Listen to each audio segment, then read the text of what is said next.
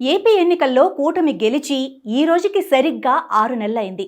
ఈ 6 నెలల్లో తమది చాలా మంచి ప్రభుత్వం అంటూ ముఖ్యమంత్రి చంద్రబాబు నాయుడు చెప్పుకున్నారు. గతంతో పోలిస్తే కేంద్రం నుంచి ఎక్కువగా సాధించగలుగుతున్న నిధులు, విజయవాడ వరదల్ని సమర్థవంతంగా ఎదుర్కోవటం, కూటమిలో 3 పార్టీలు సమన్వయంతో ముందుకు వెళ్లటం వంటి ఎన్నో పాజిటివ్ అంశాలు ఏపీ ప్రభుత్వం వైపు ఉన్నాయి. అందుకే సీఎం చంద్రబాబు నాయుడు పదే పదే తమది మంచి ప్రభుత్వం అంటున్నారు.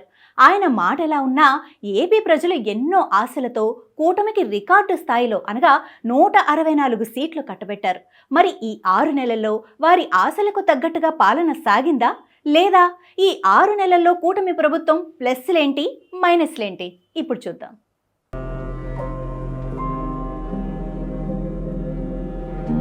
ల్యాండ్ టైటిలింగ్ యాక్ట్ రద్దు ప్రజలకు ఊరట కలిగించింది.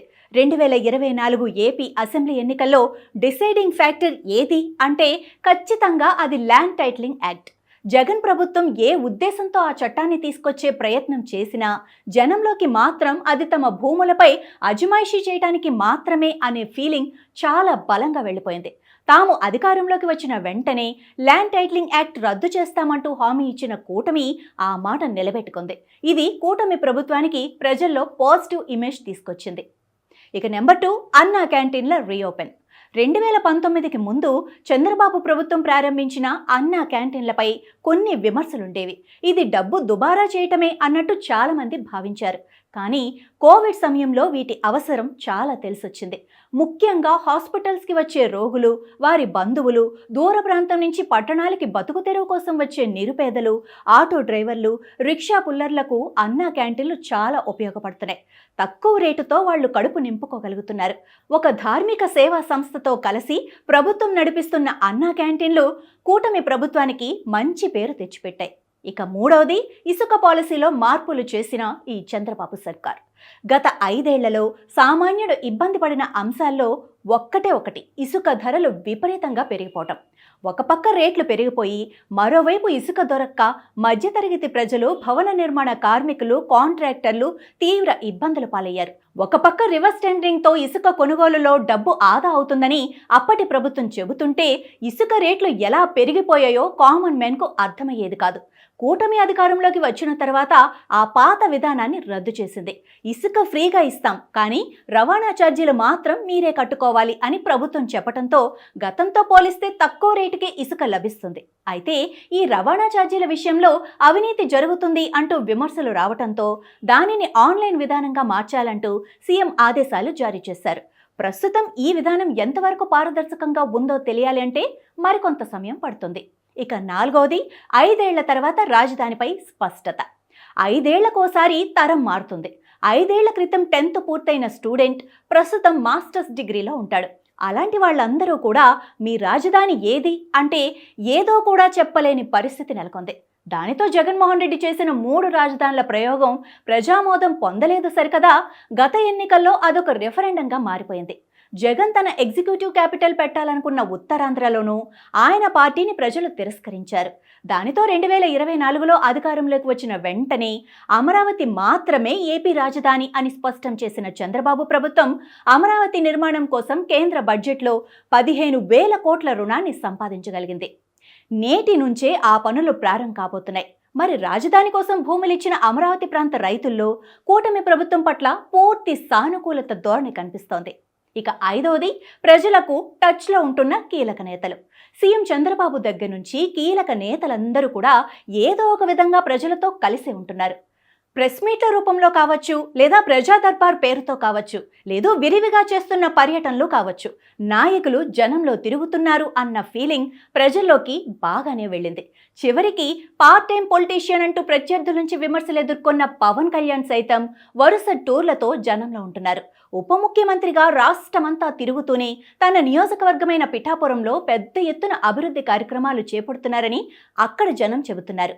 మంత్రి నారా లోకేష్ సైతం ప్రజా దర్బార్ పేరుతో ప్రజల్ని డైరెక్ట్గా కలుస్తున్నారు. ప్రజాస్వామ్యంలో ఇది ఒక మంచి పరిణామం అనే చెప్పాలి. ఇక 6వది, రోడ్లకు మరమ్మతులు. ఏ నాగరికత ముందుకు వెళ్లాలన్నా రహదారి సౌకర్యం చాలా ముఖ్యమైనది అని మన చరిత్ర చెబుతోంది. గత 5 ఏళ్లు సంక్షేమ పథకాల పేరుతో డబ్బును ప్రజలకు పంచిపెట్టిన ప్రభుత్వం రోడ్ల విషయంలో అంతగా పట్టించుకున్న సంఘటనలు కనపడలేదు.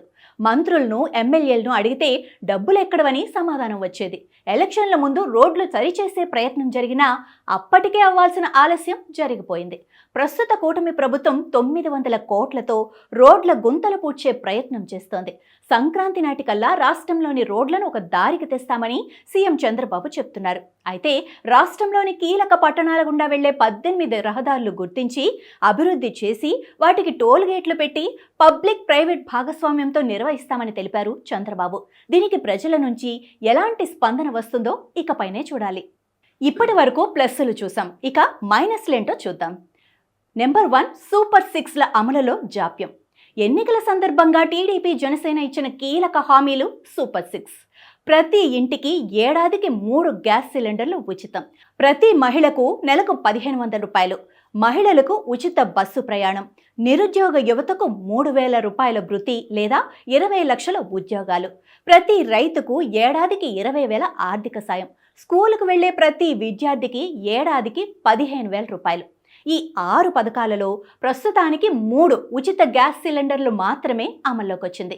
మిగిలిన 5 హామీల్లో స్పష్టత లేదు. ముఖ్యంగా మహిళలకు ఉచిత బస్సు ప్రయాణం ఎప్పుడు అంటూ విపక్షాల నుంచి విమర్శలు ఎదురవుతున్నాయి. ఇక రెండోది, పోలవరంపై తగ్గిన స్పీడ్. పవర్లోకి వచ్చిన వెంటనే పోలవరం పనులు వేగవంతం చేస్తామని చెప్పిన ప్రభుత్వం కేంద్రంతో దీనిపై చర్చించింది. అయితే పూర్తిగా ఆర్థికపరమైన విషయం కావటంతో మొదట్లో కనిపించిన స్పీడ్ ప్రస్తుతం తగ్గిందన్న ఫీలింగ్ జనంలో ఉంది. అయితే ఇతర రాష్ట్రాలతో ముడిపడిన అంశాలు, వర్షాలు, డయాఫ్రమ్ మొదటి నుంచి కట్టుకొని రావాల్సిన పరిస్థితి ఎదురవటంతో పనులు పూర్తి స్థాయిలో ఊపందుకోవటానికి మరికొంత సమయం పడుతుందని నిపుణులు చెబుతున్నారు. ఇక మూడవది, కలవరపెడుతున్న క్రైమ్ సంఘటనలు. రాష్ట్రంలో జరుగుతున్న క్రైమ్ ఘటనలు సామాన్య జనాన్ని కలవరపెడుతున్నాయి. ముఖ్యంగా ఆడవాళ్లపై జరిగిన కొన్ని అత్యాచార ఘటనలు, సోషల్ మీడియాలో రెచ్చిపోయిన సైకోల విషయంలో ఏకంగా ఉప ముఖ్యమంత్రి పవన్ హోంశాఖపై అసహనం వ్యక్తం చేశారు. అలాగే రాష్ట్రంలో పెరిగిపోతున్న గంజాయి నెట్వర్క్పై ఉక్కుపాదం మోపాల్సిన అవసరం ఉంది. తాజాగా రాష్ట్ర ప్రభుత్వం పోలీస్ శాఖ అంశంపై చాలా సీరియస్గా ఉన్నట్లు తెలిపారు. ఒక ఈగల్ టీంని ఏర్పాటు చేస్తూ గంజాయి, డ్రగ్స్ రాకెట్స్ అరికట్టబోతున్నట్లు కూడా చెప్పారు. ఇక నాలుగవది, పాలనపై మిస్ అవుతున్న పట్టు. సాధారణంగా చంద్రబాబు పాలనంటే అడ్మినిస్ట్రేషన్ పరంగా స్ట్రిక్ట్గా ఉంటుందని పేరుంది.